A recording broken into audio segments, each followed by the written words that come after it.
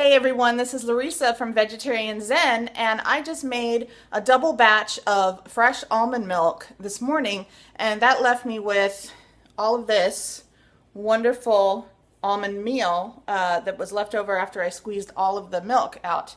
And so what I'm going to do for you today is show you how to make this into flour, almond flour that you can use in baking. And it's very nice because it's gluten-free for if you have if you or family members are on a gluten-free diet, you can use this in recipes, and it's really, really good. So let me take a minute and pause and get set up, and I will show you how to get this all laid out and on a pan and give you the temperature and the time and everything else. Okay, so this is the simplest thing ever. It's not going to get much easier than this on our videos. So all you need is your almond meal from the almond milk that you made, okay? And this is two batches of almond milk's worth. Say that 5 times fast. 2 batches worth. So it was basically 2 cups of almonds and 7 cups of water total, but I did it in 2 separate batches. So that's the amount. So if you just did 1 batch, it would be half that amount. And then what you want to do is you just need a pan, and this is a very, very seasoned, old, wonderful jelly roll pan, and then a sheet of parchment paper. Now, I suppose you could do this without the parchment paper, but I just love parchment paper, and it's so cheap. You can find it at the grocery store, and it's so nice, and of course it's recyclable, which is good, as opposed to foil or other things like that. All right, so just take your parchment paper, your pan, and it's better to have, you don't have to have a pan with sides, but it's nice because you can really spread this all out and not have to worry about it falling in the bottom of the oven or anything like that. So parchment paper on pan, and then you're going to take your almond meal and just put it onto here. Like that. And then just take your fingers, clean fingers, please, and just separate it. Kind of run it through your fingers, separate it, you know, because it does still have moisture in it. And so it's kind of like wet sand, the consistency of wet sand almost, but you know, not as gritty. But it has that feel to it. So just spread it out as much as you can. Break up the bigger clumps. And then once you get this all ready to go, you're going to put it in a 200-degree oven and leave it for, I usually leave it for about the first 45 minutes to an hour before I will go in and stir it. So just leave it in there 45 minutes to an hour, go back in, and you'll be able to feel it, and it'll be starting to dry out. Probably some of the smaller little crummy pieces like that will be drying out. And just give it a good stir. Kind of, you can use your fingers to break up some of the bigger clumps and put it back in. And then I usually check it every half an hour or so. And you want to get it till it's completely dried out, because you don't want moisture left in this, or it's going to mold because when we come back when it's done, I'll be putting it through a food processor just to grind it into flour. But if it's got any moisture in it, then it'll mold, so you don't want that. Okay, so there it is. I'm going to pop it in the oven, so that'll be a few hours, and I'll come back when it's dried and show you how to grind it up into flour. Okay, so total drying time on this in a 200-degree oven for the amount that I had was about 2 hours and 45 minutes. So, and what I did is I just checked it after the first 45 minutes, and then about every half hour thereafter, and just gave it a good stir, broke up some of the bigger clumps so they would dry faster. So this is what you end up with. It's dry, and it's, you know, finer than it was because I kept swirling it around and, you know, pushing some of the big chunks apart. But it still needs to be ground to make flour.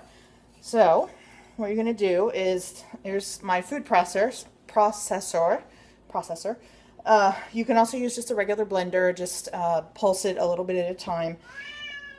Sorry, that's my cat. He's upset because I'm in the kitchen. Anytime I'm in the kitchen, he has a fit because I'm not giving him 1000% attention.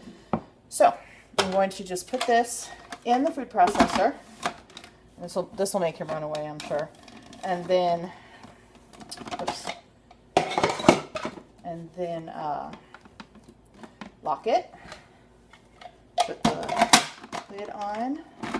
Lock the lid. And then I'm just going to pulse just a little bit at a time.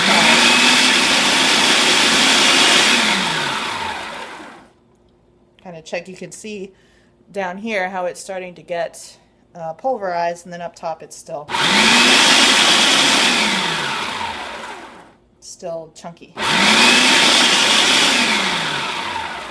I'm just going to keep doing this. And then every once in a while I like to always unplug it first, because I'm afraid I'm going to chop my spatula or my fingers. Just unplug it and then give it a little mix so it moves some of the bigger chunks that are left to the bottom. And then put this back on, plug it back in.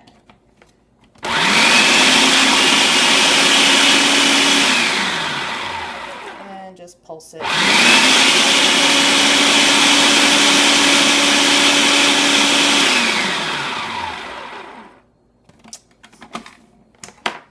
Let's see here.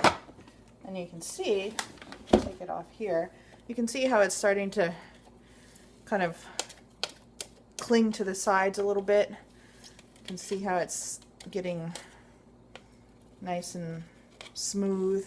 I'll show you. Hands are clean. So here you can see how it's still a little gritty. It's right now it's about the consistency of graham cracker crumbs or graham flour. So I'm going to do just a little bit more.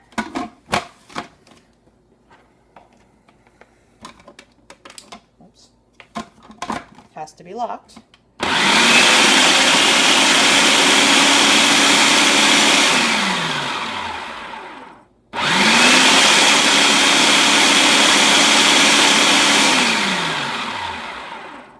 Alright, see now it's really starting to cling to the sides there. So we'll take this off. Go ahead and take this out. And you can see it's nice and floury. Now, you know, it's not going to be as smooth as white processed flour is going to be, but it's really, really nice. It's a nice consistency, and then you can use this in baking. I'm going to see what really good recipes I can come up with. Jake's excited about it too, you can hear. See what good recipes I can come up with to use this almond flour. And then just store it in a cool place. You can store it in the freezer if you're not going to be using it, you know, for a while. Store it in a cool place, tightly covered, and it should last you for a couple months that way. But definitely, if you're going to make it, find some really good things to do with it. All right, so there you go. Ugh, Jake. Okay, I need to go pay attention to Jake now. Okay, so there is our almond flour, and here it is right here. You can see it's nice and pretty. As I said, just keep it tightly covered. You can store it in the freezer. It'll last longer that way. So I hope that you have found this video valuable, and you can use if you haven't seen our almond milk video, definitely check that one out. It'll show you how to make the milk, and then you'll have this to show you how to make the flour. If you found this valuable, we would greatly appreciate you going out and clicking on the subscribe button in YouTube so that you don't miss any of our videos, because we'll be making a lot of them. And also you can check out our podcast. It's just simply called Vegetarian Zen.